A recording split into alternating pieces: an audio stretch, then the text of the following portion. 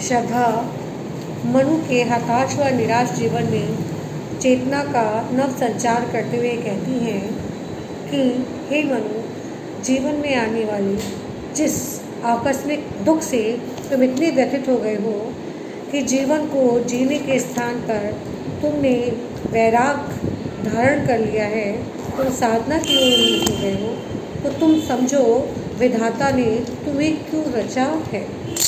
तप नहीं केवल जीवन से, ये जो ईश्वर ने तुम्हें जीवन दिया है, इस जीवन की सत्यता तप करने में नहीं है। करुण यह है क्षणिक दीन अवसाद, और जिस दुख से तुम इतना व्यथित हो, ये तो क्षणिक है, अभी है, कल नहीं रहेगा। तरल आकांक्षा से है भरा, सो रहा आशा का आला। तुम इस दुख को ऐसे समझ लो कि तुम्हारे हृदय में जो आशाएं थी, तरंगें थी, वो आलस्य के कारण कुछ क्षण के लिए सो गई हैं, जिसका परिणाम तुम्हें दुख के रूप में भोगना पड़ रहा है। प्रकृति के यौवन का श्रृंगार करेंगे कभी ना बासी। कवि कहते हैं कि श्रद्धा मनु को प्रकृति का उदाहरण देकर जीवन को जीने के लिए प्रेरित करते हुए कहती हैं कि हे मनु, प्रकृति को देखो। प्रकृति कभी भी मुरझाए हुए बासी फूलों से अपनी सुंदरता को नहीं बढ़ाती, अर्थात मुरझाए हुए बासी फूलों को वो अपने सजावट के लिए प्रयोग नहीं करती, वरन ये मुरझाए हुए बासी फूल शीघ्र ही धरती की धूल में जाकर मिल जाते हैं।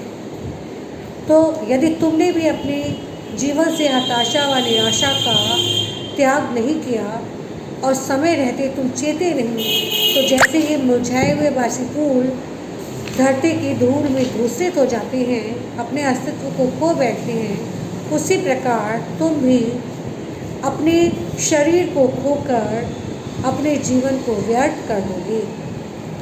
एक तुम या विस्तृत भूखंड प्रकृति वैभव से भरा अमन, एक तुम हो जीवन से हताश व निराश, और दूसरा यह धरती का विशाल टुकड़ा जो कभी ना मंद पड़ने वाले प्राकृतिक वैभव से परिपूर्ण है। कर्म का भोग, भोग का कर्म, यही जड़ का चेतन है। ये प्रकृति तुम्हें कर्म करने के लिए अभिप्रेरित करती है। ये प्रकृति तुम्हें बताती है कि मनुष्य का जन्म कर्म करने के लिए हुआ है। जब उसके द्वारा संपादित कर्म के परिणाम स्वरूप उसे इच्छित भोग अर्थात आनंद की अनुभूति हो जाती है, तो यही प्राप्त आनंद उसे पुनः अन्य कर्म करने के लिए अभिप्रेरित करता है। तो कर्म करने के पश्चात आनंद को प्राप्त करना और आनंद प्राप्त करने के पश्चात पुनः अन्य आनंद के लिए अन्य कर्म की ओर उत्सुक होना, ये प्रकृति का चेतन नियम है। प्रत्येक जड़ और चेतन इसी नियम का पालन करते हुए अपने जीवन को व्यतीत करते हैं। अकेले तुम कैसे असहाय यजन कर सकते तुच्छ विचार। जब तुमने स्वयं को एकाकी अकेला मान ही लिया है, तो तुम इस प्रकार अपने हृदय में उत्पन्न होने वाले इन तुच्छ अर्थात हताशा व निराशा से संयुक्त विचारों को किस प्रकार नष्ट कर सकते हो। तपस्वी आकर्षण से ही कर सके नहीं आत्मविस्तार।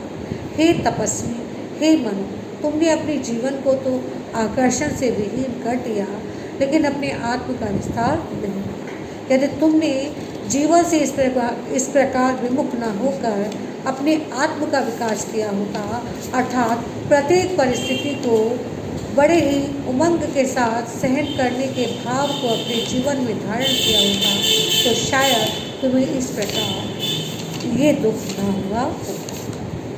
समर्पण लो सेवा का सार, सजल संस्कृति का यह तत्वा।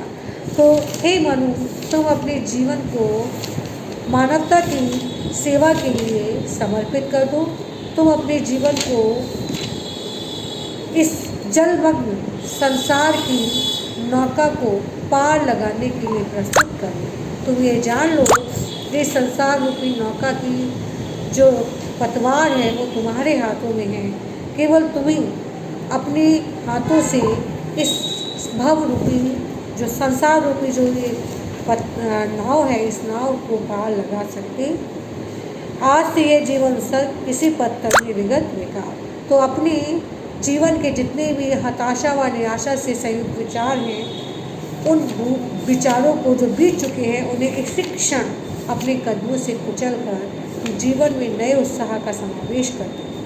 आगे की ओर अग्रसर